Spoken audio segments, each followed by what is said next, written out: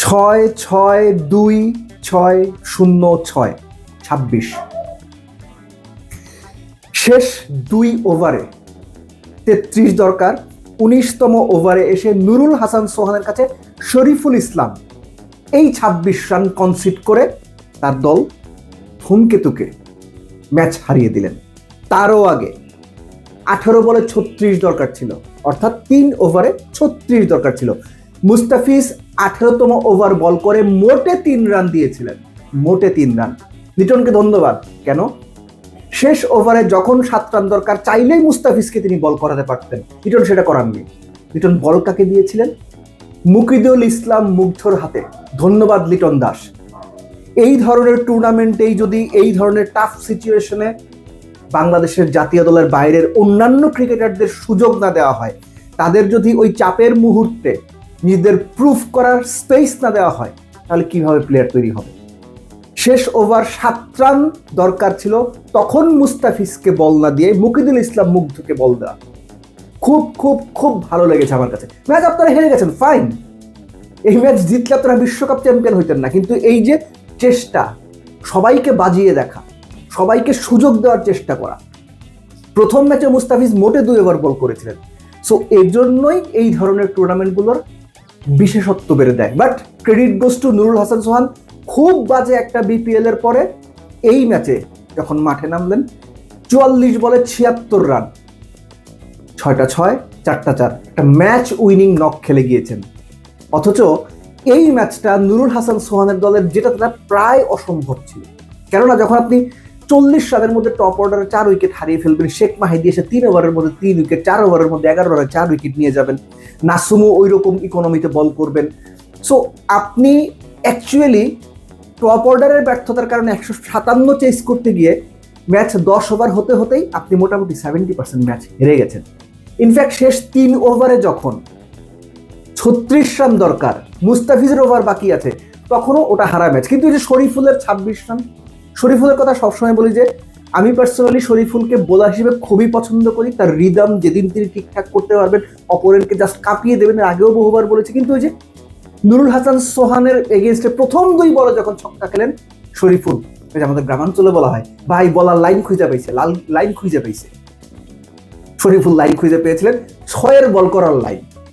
সোহান উইকেটের একদম কাছে গিয়ে, যারা ম্যাচটা দেখেননি চেষ্টা করবেন যদি সময় সুযোগ পান হাইলাইটসটা দেখার জন্য, ইন্টারেস্টিং। স্ট্যাম্প থেকে প্রায় 6 ইঞ্চি সামনে দাঁড়িয়ে পুরো উইকেটটা ব্যবহার করার চেষ্টা করেছিলেন এবং শরীফুল তাকে ওই স্লটেই বল দিয়েছেন, যেটা নুরুল হাসান সোহানের স্ট্রং জোন। বুঝে একেবারে 26 খেয়ে গেছেন।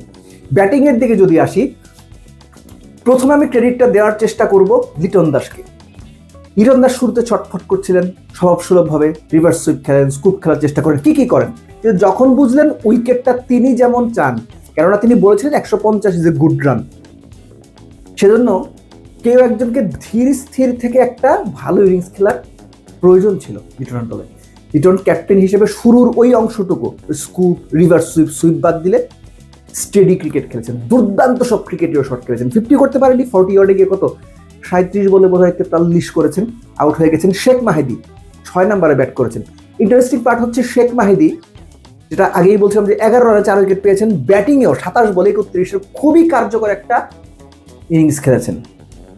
এবং আপনি খেয়াল করে দেখেন, এই যে বিপিএল শেখ মাহিদি তিনি কিন্তু 6 নম্বরেই ব্যাট করেছেন।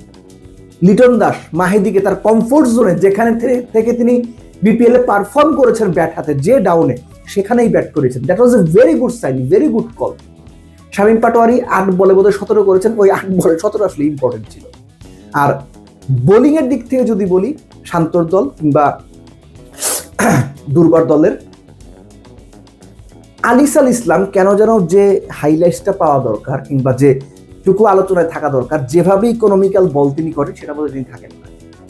এই ম্যাচেও 4 ওভারে 20 রান দিয়ে 1 উইকেট পেয়েছেন। সবচেয়ে বড় কথা, মিডল ওভারের যে ক্রাইসিস টাইমটা, সেই ক্রাইসিস টাইমটাতে তিনি অ্যাকচুয়ালি দলকে দুর্দান্ত সাপোর্ট দেন। তিনি পারভেজ ইমনকে যেভাবে বোল্ড আউটটা করলেন, দেখে মনে হচ্ছিল যেন একটু সিমার বল করছে। এই যে তার ভ্যারিয়েশন, কখনো লেন্থ সামনে, কখনো পেছনে, একটা বল সিম আপ হচ্ছে, একটা বল একটু বাইরে বের হয়ে যাচ্ছে লেগ স্পিনের মতো। আলিস বাংলাদেশের একমাত্র মিস্ট্রি স্পিনার হিসেবে বিপিএল এর পর, মনে রাখবেন 1 বছর তিনি খেলার বাইরে ছিলেন ইনজুরির কারণে, বিপিএলও খুব ভালো পারফর্ম করেছেন, কার্যকরী ইম্প্যাক্ট পারফরমেন্স করেছেন। এবং এই যে সিরিজটা শুরু হয়েছে অদম্য সিরিজ, সেখানেও এই ম্যাচটাতে তিনি দুর্দান্ত বল করেছেন। একই সঙ্গে লাস্টলি অ্যাড করবো সাইফুদ্দিনের কথা। সাইফুদ্দিনকে দেখে মনে হয়েছে যে তিনি লাস্ট যে 2 ওভার করেছেন তিনিও আপনার 5 বা 5.5 ইকোনমিতে বল করেছেন, 2 উইকেট পেয়েছেন। লাস্ট 2 ওভারে অন্তত 6টা ইয়র্কার করতে পেরেছেন। আউটসুইংটা মনে হয়েছে যে সাইফুদ্দিন অন্যান্য সময়ের তুলনায় এই পার্টিকুলার ম্যাচটাতে ভালো পেরেছে। আমি এটা উইকেটের কারণে নাকি তিনি আসলে আউটসুইং নিয়ে খুব ভালো কাজ করে নিজের আউটসুইংটা বেটার করেছেন, এটা সময়ের সঙ্গে সঙ্গে আমরা বুঝবো। বাট সাইফুদ্দিন এবং আলিস এই 2 বোলারের প্রশংসা না করলে আসলে তাদের প্রতি সঠিক জাস্টিফিকেশনটা করা হবে না। আর ওভারঅল সব কিছু মিলে যেটা বলবো আমি, যে এই টুর্নামেন্টটা অবশ্যই দুধের স্বাদ ঘোলে মিটবে না। বিশ্বকাপের বিকল্প এই টুর্নামেন্ট হইতে পারে না, কিন্তু এই যে টুর্নামেন্টটা হচ্ছে, প্লেয়াররা যে খেলার সুযোগ পাচ্ছে, ইয়াংস্টাররা নিজেদেরকে যে এক্সপ্লোর করার সুযোগ পাচ্ছে।